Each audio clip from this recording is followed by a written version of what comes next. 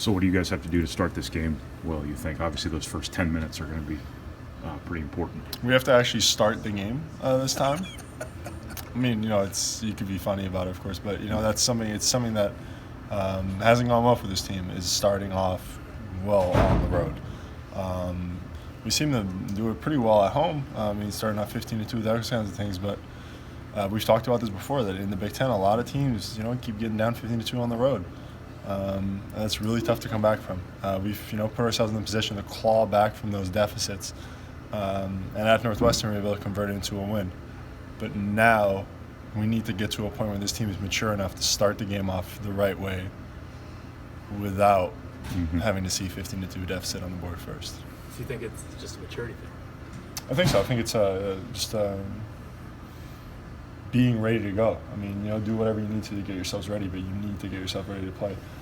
Just getting blown out at the start of the game, that just means you're not ready to play. I mean, it doesn't mean that, one team is just making shots. Most of the time, if one team gets up, that means that the other team is just not ready to play. And we've been in that position, sadly. I hate to say it, but we have not been ready to play in a couple games, and it showed. Just the way that you guys hit the boards early in that game the other night, is that something that tells you you're ready to play, and how much does that part of your game need to carry over into Saturday? Those kinds of things are a great indication. Coach Payne always says that, get 80% of 50-50 balls, which sounds crazy, but you can look at those kind of small things. Who's the first guy to get on the ground for a loose ball?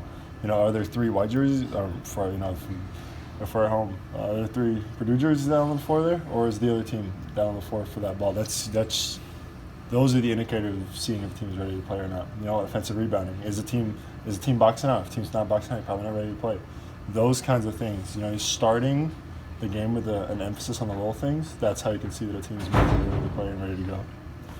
Probably pretty fair to say you might not be the most popular man tomorrow. Does that require a higher level of focus on your part? Does it require a thicker skin? How do you sort of approach that? I mean, they're going to say stuff, but that's just how it is. That's just the rivalry. This is the essence of the rivalry. I mean, there's a lot of players that have made themselves very unpopular down there. Jalen Smith of course, had his little episode earlier this year. But just got to continue playing through it. I've gotten a lot of heat everywhere I played, so this is not going to be that much different for me. How big of a boost has it been for Jihad to play well, and now Evan and Aaron had a good game the other night? So how big of a boost is that for you guys? It's important. It's important to see guys really put it together.